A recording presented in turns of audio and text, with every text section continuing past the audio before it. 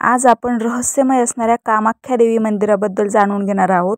कामाख्या मंदिर हे आसामची राजधानी गुवाहाटी म्हणजेच गोहत्ती येथे आहे. शक्ती देवता सतीचे हे मंदिर आसामची राजधानी दिसपूर येथून 6 किलोमीटर अंतरावर असलेल्या नीलांचल पर्वतश्रेणीत आहे. हे देवीच्या 51 शक्तिपीठांपैकी एक असून येथील देवी योनी स्वरूपात आहे. हे ठिकाण तांत्रिक सिद्धीचे सर्वात सिद्ध शक्तिपीठ आहे. या भागाला मध्यांचल पर्वत या नावानेही ओळखले जाते, कारण या ठिकाणी समाधी स्थितीत असलेल्या शंकराला कामदेवाने बाण मारला होता आणि समाधीतून बाहेर आल्यावर शंकराने त्या कामदेवाला जाळले होते. नीलाचल पर्वतावर कामदेवाला पुनर्जीवनदान मिळाले म्हणून या क्षेत्राला कामरूप असेही म्हणले जाते. पौराणिक संदर्भानुसार असे मानले जाते की पार्वती देवी पूर्वजन्मात सती नावाने दक्ष प्रजापतीची कन्या म्हणून जन्माला आली. ती शिवपत्नी होती. तिच्या वडिलांनी एक यज्ञ केला, पण त्यासाठी शिवाला आमंत्रित केले नाही. सती तिथे पोचल्यावर शिवाचा उपहास करण्यात आला. हा अपमान सहन न झाल्याने तिने स्वतःचे जीवन संपविले. ही बातमी समजल्यावर शिवाने शोक केला आणि तिचे शव 2 हातांवर घेऊन रुदन करीत हे तिन्ही लोक फिरत राहिले. एकेका स्थानी सतीचा एक अवयव गळून पडला. ज्या ठिकाणी सतीचे अवयव पडले त्या ठिकाणी शक्तिपीठे तयार झाली.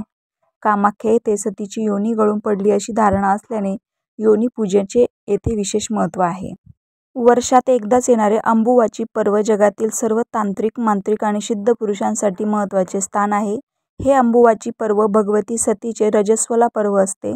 तंत्र आणि मंत्रशास्त्राचे उपासक या काळात मंत्राचे पुरच्चरण अनुष्ठान करतात. या पर्वात देवी भगवती रजस्वला होते. तिच्या योनी महामुद्रेवर पांढरे वस्त्र घातले जाते, जे लाल रंगाचे होते अशी श्रद्धा यामागे मानली जाते.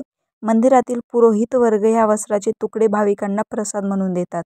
या पर्वात केवळ भारतातीलच नाही तर बांगलादेश, तिबेट आणि आफ्रिकेतील तंत्र उपासक येऊन साधना करतात. वाममार्ग साधनेचे हे महत्त्वाचे ठिकाण मानले जाते. पौराणिक आख्यायिकानुसार अंबुबाची पर्वाच्या काळात देवी भगवती रजस्वला होते आणि तिच्या गर्भगृहातील योनीतून सलग 3 दिवस जलप्रवाहाच्या ठिकाणच्या जागी रक्त वाहते अशी मान्यता आहे.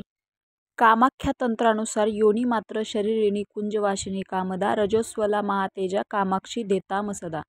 देवीच्या रजस्वला काळाची सांगता 3 दिवसांनी होते आणि त्यानंतर तिची विशेष पूजा आणि साधना केली जाते.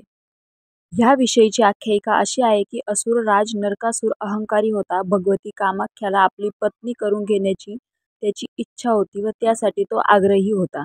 नरकासुराचा मृत्यू जवळ आला आहे हे ओळखून देवीने त्याला सांगितले की आज एका रात्रीत तू नील पर्वताच्या 4ही बाजूंना दगडाचे 4 रस्ते तयार कर आणि मंदिरासोबत एक विश्रामगृहही तयार कर.